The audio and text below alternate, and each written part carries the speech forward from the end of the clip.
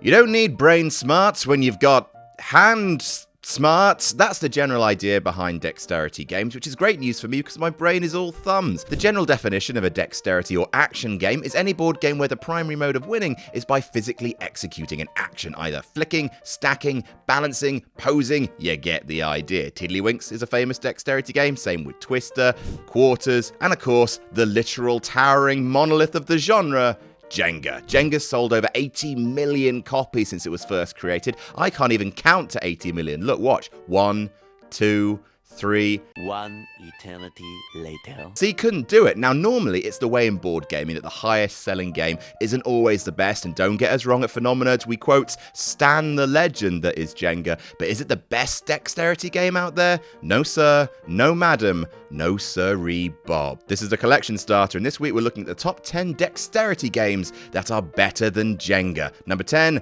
Catch the Moon. Delightful little game this, even if it does look like God's garage after a tornado. Look, it's got a little cloud. In Catch the Moon, it's a game all about placing ladders. Simple. Who doesn't like ladders? Ask your dad. He likes ladders. On your turn, you roll the die and place a ladder depending on how it lands. If it shows just one ladder symbol, you add a ladder to the structure so it's only touching one other ladder. If you roll the double symbol, you place it so it's touching exactly two other ladders. If you roll the moon symbol, you can touch one or two, but after placing it, your ladder must be the highest one in the structure. If you mess up, you get a tear because you've made God cry with your shoddy ladders, you monster. Whoever's got the fewest tears at the end wins. It's a big, jagged mess, but I don't know if it's the gentle, heavenly theme or the focus required to add a ladder to the ever-growing structure, but there's something about Catch the Moon that's just so calming. Number 9, Rhino Hero Super Battle. In our board games under $10 list, we mentioned Rhino Hero, and we were right to. It's great. However, did you know that Rhino Hero has a big brother called Rhino Hero Super Battle that's even better and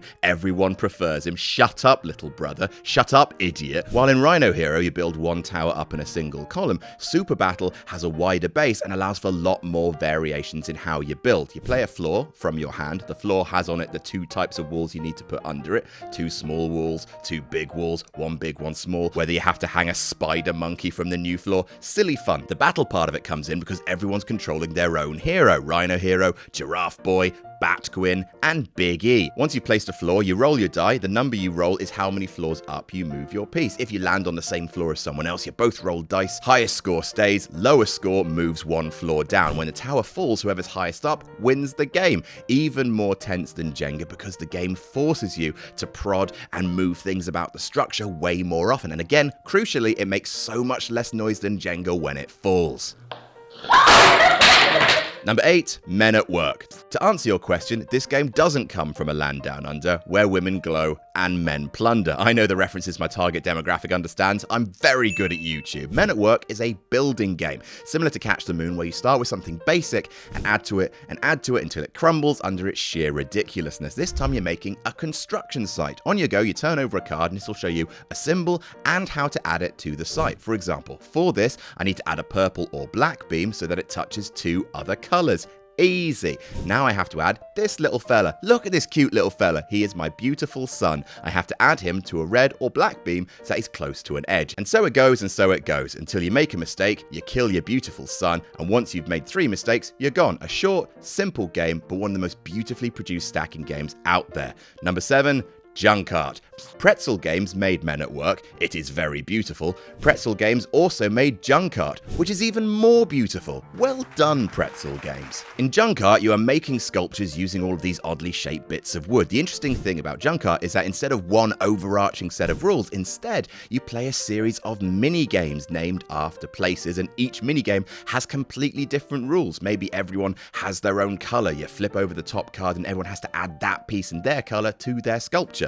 Or maybe instead of everyone having their own sculpture, there's one in the middle and everyone plays cards from their hand, forcing their neighbors to add awkward pieces to it until it falls. The game comes with 12 mini-games, each one with a different mechanic and challenges, making it super replayable and one of the most nuanced, flexible, and elegant systems in dexterity gaming. Number 6, Flick 'em Up. Okay, this is the last one made by Pretzel Games, I promise. What do you want from me? They make amazing dexterity games, gold star. Junkart might be the premium grade charcuterie board of dexterity games, but Flick 'em Up is the popcorn. Light, moorish, and cinematic. In Flick 'em Up, you are on opposing sides of a Wild West shootout. Hell yes. Maybe you control bandit. Maybe you're a plucky team of sheriff deputies out to stop that no-good Cooper clan. The game actually comes with 10 different scenarios that encourage you to set up your Wild West town in different ways with different ways to win. But most of them are some combination of rooting, tooting, and mostly flicking. You can move around the town by flicking the movement disc, even hiding inside buildings if you can flick the disc underneath the entrance. You can shoot at other players with these little black bullet discs. You can shoot from inside buildings. If 2 players from opposing teams are ever in the same building, they have to have a duel. Man, this game rules. Find yourself a nice big table, put on some Ennio Morricone, and make sure you build the town so that it's not quite big enough for the 2 of you.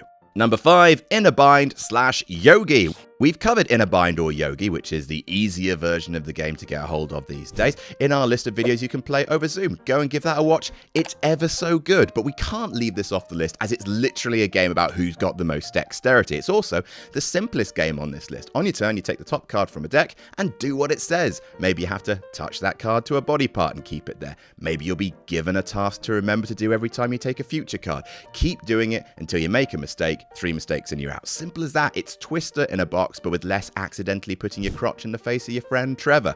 Watching your friends suffer is always fun, and few games will put them through the ringer as much as In a Bind or Yogi. Number 4, Slide Quest. Do you know those games where you got to try and angle a wooden board and move a ball around a maze without it falling in a hole? Of course you do, you've been a child. Unless you haven't, in which case contact a doctor. Slide Quest is that, turned up to medieval 11. You control this little knight and you have to move him around one of 20 maps using these little plastic levers. You can play 4 players with everyone controlling one of the levers, or with 2 players with each player controlling 2. Or maybe you can play it by yourself if you've got 4 hands. Working together, you have to move the knight to the exit without falling down a hole. Then you move on to the next level, beat level 20, and you've won. Lose all your lives, and you've lost. Few games evoke as much noise from a small group of people as Slide Quest. With each level, there are new challenges to overcome. Maybe you have to knock monsters into a hole. Maybe you have to move through archways. Maybe you have to move past rods of dynamite without knocking them over. It's a tabletop video game in all the best ways, and absurdly good fun,